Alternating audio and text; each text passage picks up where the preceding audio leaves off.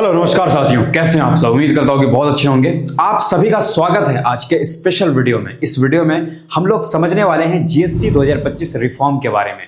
हम सबको पता है कि हमें टैक्स देना पड़ता है, फिर चाहे हम अमीर हो, गरीब हो, या फिर हम खुश रहते हो, दुख रहते हो, या हम शहर में रहते हैं, गांव में रहते हैं, हम सभी को एक तरह का टैक्स देना पड़ता है जिसे हम कहते हैं इनडायरेक्ट टैक्स। और इंडिया में इनडायरेक्ट टैक्स का नाम है GST, good service and tax. और 2025 में पहली बार इंट्रोड्यूस होने के बाद रिफॉर्म आया है, यानी कि जीएसटी में क्या क्या चीज बदली है, क्या क्या चीज नई इंट्रोड्यूस हुई है, या फिर कम ज्यादा क्या क्या हुआ है, इसके बारे में हम लोग समझेंगे।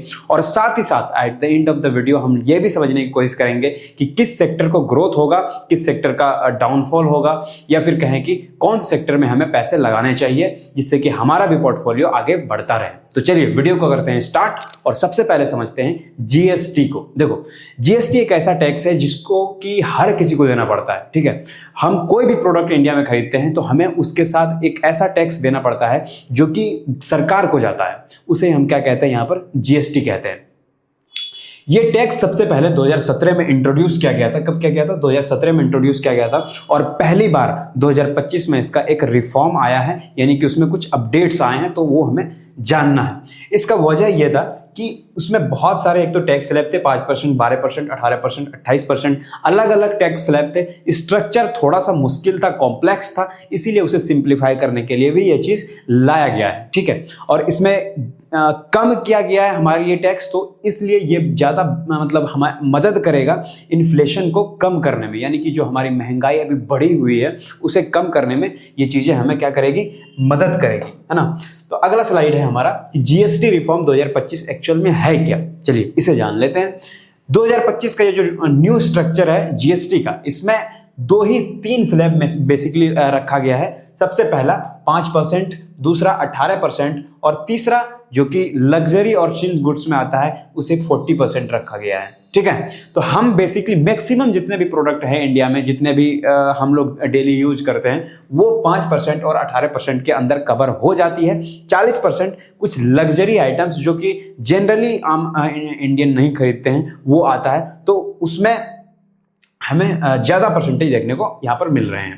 देखो, ये जीएसटी का 7 टोटल रिफॉर्म का पिलर है। इस वाले रिफॉर्म, इसमें क्या क्या मतलब क्या क्या बातें ध्यान में रखा गया है उसे समझना आप सबके लिए जरूरी है। सबसे पहले तो सिंप्लीफिकेशन किया गया जीएसटी को। ठीक है, रेट को कट करके थोड़ा सा लो किया गया है, और बूस्ट SMEs, जितने भी छोटे स्मॉल मैन्युफैक्चरर बिजनेस है उनको क्या कहते हैं, बूस्ट किया गया है। ठीक है, हमारा जो हेल्थ केयर है उसे थोड़ा क्या क्या बूस्टअप किया गया है। यहाँ पर जो फार्मर्स है उसे भी सपोर्ट दिया गया है। ठीक है, हमारा जो कंप्लाइंसेस है उसे ज़्यादा स्ट्रॉन्गर किया गया है। और फिर हमारा जो ये रिफॉर्म लाया है यहाँ पर इस वाले रिफॉर्म में हमारा जो ग्रोथ है उसे ज़्यादा बढ़ाने की कोशिश की गई है।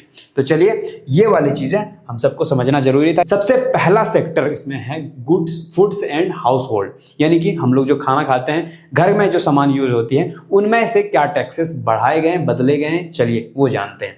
Essentials like shops, toothpaste, napkins, text 12% से 18%। ये पहले का रेट था 12 से 18%, ये सारी चीज़ें, लेकिन उसे कम करके अब कर दिया गया है 5% या फिर 0। कुछ ऐसे प्रोडक्ट है जिसमें कि 0% टैक्स ला दिया गया है। तो ये 12 से टोटल 5, 18 से 5, ऐसा मतलब ड्रास्टिकली रिड्यूस किया गया है। तो हम घर में जितने भी सामान यूज करते हैं उनमें हमें कुछ चीज़ें कम प्राइस अब पे करना पड़ेगा। ठीक है, अब इसका रिजल्ट क्या होगा कि हमारा जो लिविंग स्टैंडर्ड है वो थोड़े से सस्ते हो जाएंगे। हम जो ज़्यादा खर्च करते थे, फॉर एग्जांपल हम खर्च करते थे अभी 10,000, तो अब 9,000 पर मंथ खर्च करेंगे। तो ये चीज़ें यहाँ पर देखने को मिलेंगी। अब होगा इससे क्या कि घर में ऐसे बहुत सारे प्रोडक्ट हम लोग यूज करते हैं, जैसे कि इलेक्ट्रॉनिक प्रोडक्ट, आयरन हो गया, हमारा वॉशिंग मशीन हो गया, फ्रिज हो गया, एसी हो गया, तो इन सब के प्राइसेस में भी हमें कमी देखने को मिलेगी। और जो इनका मैन्युफैक्चरर है उन्हें बूस्टअप मिलेगा, यानी कि जो हमारा होम अप्लायंसेस का जितने भी मैन्युफैक्चरर है उनके कंपनीज को यहाँ पर ग्रोथ देखने को मिलेगा, सपोर्ट देखने को मिलेगा। दूसरा सेक्टर है हमारा हाउसिंग एंड कंस्ट्रक्शन। ठीक है, हमारा पहले देखो तो सीमेंट जो होता है, सीमेंट जिससे कंक्रीट मतलब बनता है, ठीक है, वो घर बनता है, वो 28% था। ठीक है, मटेरियल्स जो हमारा ग्रेनाइट ब्रिक्स है वो 12% पे जीएसटी देता था उस समय। ठीक है, अब यहाँ पर क्या किया गया है, ये जो हमारा सीमेंट है उसे 28 से 18 कर दिया गया है, और कंस्ट्रक्शन मटेरियल वो 12 से कितना कर दिया गया है, 5। इससे होगा क्या कि हमारा जो है घर जो बनने में जितने लागत लगती थी अब उससे कम लगेगी, ठीक है।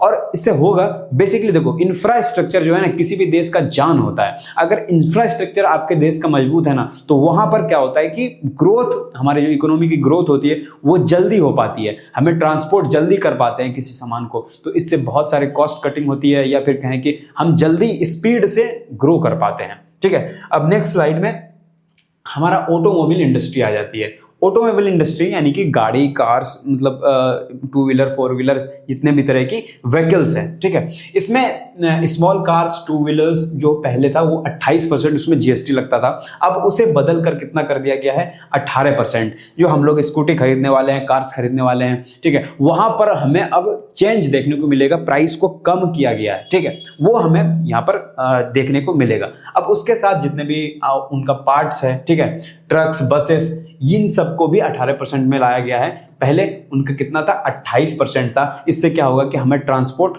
करने में थोड़ी जो प्राइसेस है वो रिड्यूस होगा, या कहें कि हमें जो हम जो खरीदेंगे, अभी स्कूटी खरीदेंगे, बाइक खरीदेंगे, कार खरीदेंगे, उसमें हमें कम प्राइसेस देखने को मिलेगा। और साथ ही यहाँ पर ऑटोमोटिव जितने भी कंपनीज है, ठीक है, हीरो होंडा है, हमारा टाटा मोटर है, हमारा जो है अलग अलग आयशर मोटर है, तो जितने भी शेयर्स है उन्हें एक बूस्टअप यहाँ पर मिलेगा, ठीक है, उनके शेयर में अच्छे खासे ग्रोथ देखने को मिलेगा और उन्हें प्रॉफिट होगा, तो हमें बेसिकली अगले क्वार्टर में उनका रिफ्लेक्शन दिखेगा भी रिजल्ट में, ठीक है। हमारा जो अब एग्रीकल्चर इंडस्ट्री आ गया, एग्रीकल्चर इंडस्ट्री में यहाँ पर बहुत अच्छा कहें तो जीएसटी को कम किया गया है, ठीक है। ट्रैक्टर में पहले कितना लगता था, 12% लगता था, इरिगेशन मशीनरीज 12%, बायोपेस्टिसाइड्स 12%, यानी कि इससे पहले 12% का जीएसटी वहां पर लगता था इन सारे एग्रीकल्चर के सारे प्रोडक्ट पर, तो अब उसे रिड्यूस करके कितना कर दिया गया है, 5% कर दिया गया है। कितना किया है, 5% मशीनरी इनपुट्स जो भी उसमें यूज होता है, जिससे क्या होगा कि हमारा जो फार्मिंग है वो सस्ती होगी, जिसमें फार्मिंग करने में जो इनपुट लगता है, हमें जितने भी पैसे खर्च होते हैं वो कम होगी, तो फार्मर्स को इससे प्रॉफिट होगा, ठीक है, हम फार्मर को इससे आसानी होगी, या कहें कि उसे ज्यादा बूस्टअप मिलेगा।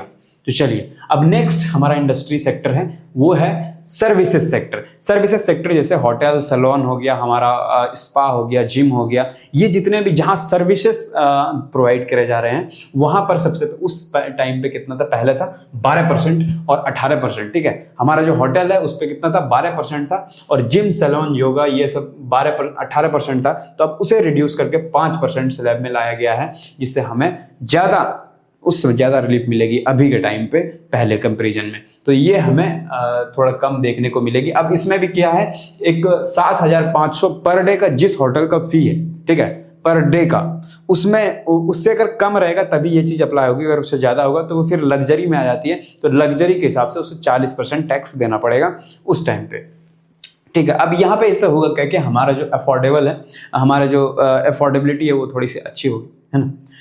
एंड एजुकेशन बहुत अच्छा, मतलब इससे बेहतर मैं बता नहीं सकता कि मैं पर्सनली इससे बहुत खुश हूँ कि हमारा जो एजुकेशन है इस पे पहले 12% का टैक्स लगता था जीएसटी, वो चाहे स्टेशनरी यानी कि जितने भी हम books, copies, pencil, pen, eraser कुछ भी खरीदते थे हम एजुकेशन से रिलेटेड, ठीक है, तो वहाँ पर हमें 12% का टैक्स देना पड़ता था। अब ऐसा है कि बुक्स, पेंसिल, इरेजर पर हमें 0% टैक्स देना पड़ेगा, चाहे आप किसी भी तरह का बुक्स खरीदे हो, वहाँ पर आपको जो जितना भी बुक खरीदेंगे नया, मतलब अब ये जो पूरा चीज़ जीएसटी रिफॉर्म है ये 22 सितंबर को अप्लाई होने वाला है, मैं कहना भूल गया था, सॉरी फॉर दैट यहाँ पर। और फिर ज्योमेट्री बॉक्सेस जैसी चीज़ें हमें 5% स्लैब में देखने को मिलेगी। इससे होगा क्या कि हमारा जो एजुकेशन है वो अफोर्डेबल हो पाएगा, ठीक है।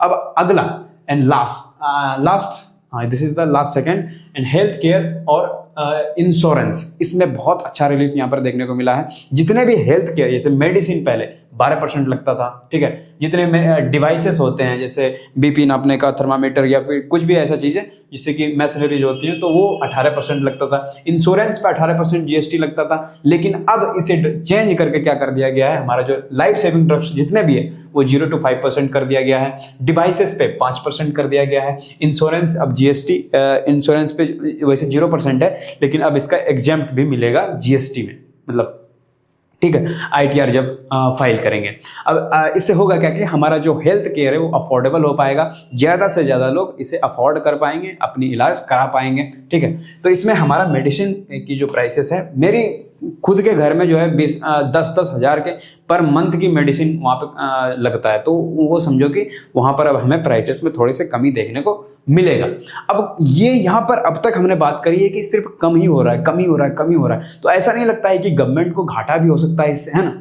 तो गवर्नमेंट का कुछ प्लान है, उसे समझना जरूरी है। गवर्नमेंट का प्लान है कि ये जो 40% वाला स्लैब है, यहाँ से वो सारा अपना जितना भी लॉस उधर हो पा रहा है वहाँ से यहाँ से वो रिकवर करने की कोशिश करेगा। ये जो 40% लग्जरी एंड सिन गुड्स है, इसमें क्या क्या आता है वो समझना। देखो, सबसे पहले था, इससे पहले रिफॉर्म के पहले था कितना, 28% किस पे, compensation cess on luxury and sin good cess. ये पहले की बात है, 28%। जितने भी हम यार्ट देखते हैं, जितने भी हम लग्जरी कार्स देखते हैं, जैसे Rolls Royce and BMW, Mercedes, ये सारी लैम्बो, और ये जितने भी लग्जरी कार्स हैं, या फिर कहें कि हमारा जो और भी बहुत सारी चीज़ें हैं, जैसे तंबाकू है, जैसे पान मसाला है, जैसे और भी जितने भी सिन गुड्स है, ठीक है, अल्कोहल है, या फिर अच्छा इसमें बेवरेजेस को भी ऐड किया गया है 40% वाले कैटेगरी में। तो ऐसा नहीं है कि सिर्फ सिन गुड्स वही होते हैं, तो सिन गुड्स में बेवरेज ऐड किया है। तो जितने भी पेप्सी, कोको कोला या फिर थम्स अप, ये इस तरह की जैसे जितने भी ब्रांड है हमारे पास, वहाँ पर उनके भी प्राइसेस अब देखने को ऊपर देखने को मिलेंगे। ठीक है, तो उसका जितना भी 28% पहले से था, तो अब उसे कितना कर दिया गया है, 40% फ्लैट GST 40%। ठीक है, आइटम अफेक्टेड, तंबाकू, पान मसाला, ये क्या है, aerated drinks, high and cars, yachts, private jets. तो इससे क्या होगा कि वहाँ जो कम किया था GST, अब यहाँ से वो रिकवर करने की कोशिश करेगा। ठीक है, अब इम्पैक्ट क्या होगा, जो हमारा गवर्नमेंट है उनका रेवेन्यू थोड़ा सा बैलेंस रह पाएगा इस कारण, क्योंकि यहाँ पर 40% GST कलेक्ट किया जा रहा है। अब जो लग्जरी चीज़ें हैं उस पर भी उनकी दाम और ज़्यादा लग्जरी हो जाएगी। तो देखो, अब जो अल्ट्रा रिच होते हैं ना, उसके लिए लग्जरी बहुत बड़ा चीज़ नहीं होता है ना। अगर किसी का जैसे कि अब 200 का 300 करोड़ का 400 करोड़ का उसका कमाई है ईयरली, तो उनका अगर छोटे से कमाई में उसका एक्सपेंस बढ़ भी जाएगा, उससे बहुत फर्क नहीं पड़ता है। लेकिन जो आम लोग हैं, जो कि 30,000, 40,000, 50,000, लाख रुपए, 2 लाख रुपए कमाते हैं और उसे महीने में 30, 40, 50,000, लाख रुपए खर्च हो जाता है, उनके लिए बहुत बड़ी बात होती है वो। ठीक है, तो वहाँ पर बहुत अच्छा काम किया है गवर्नमेंट ने। तो चलिए अब हम इसका एक इकोनॉमिक बेनिफिट्स देखते हैं कि आखिर इसका क्या प्रोज एंड कॉन्स है। ये जो GST रिफॉर्म लाया गया, इसका क्या प्रोज कॉन्स है। देखो, हमारा जो प्राइसेस है एक तो घटेंगे। ठीक है, इससे क्या होगा, डिमांड और कंजम्पशन बढ़ेगा। देखो, जब भी महंगाई घटती है तो हम जो हमारी नीड्स है उसे हम अच्छे से पूरा कर पाते हैं। इससे क्या होगा, मार्केट में डिमांड बढ़ेगा, MSMEs बिजनेसेस को फायदा पहुंचेगा। ठीक है, जितने मैन्युफैक्चरिंग बूस्ट हो गए, ऑटो, सीमेंट और हैंडीक्राफ्ट, ये जितने भी सेक्टर, ये तीन सेक्टर, कौन, ऑटोमोबाइल, सीमेंट और हैंडीक्राफ्ट। अब इन तीनों में कोई भी अच्छे कंपनीज में आप इन्वेस्ट कर सकेंगे, जिससे कि आपको इनके साथ ग्रोथ भी देखने को यहाँ पर मिलेगा। ठीक है, wider tax compliances and stronger revenue, बहुत सारे अदर गुड्स जो कि इससे बाहर था पहले, उसे भी इंक्लूड करा गया है। ठीक है, हमारा जो मेक इन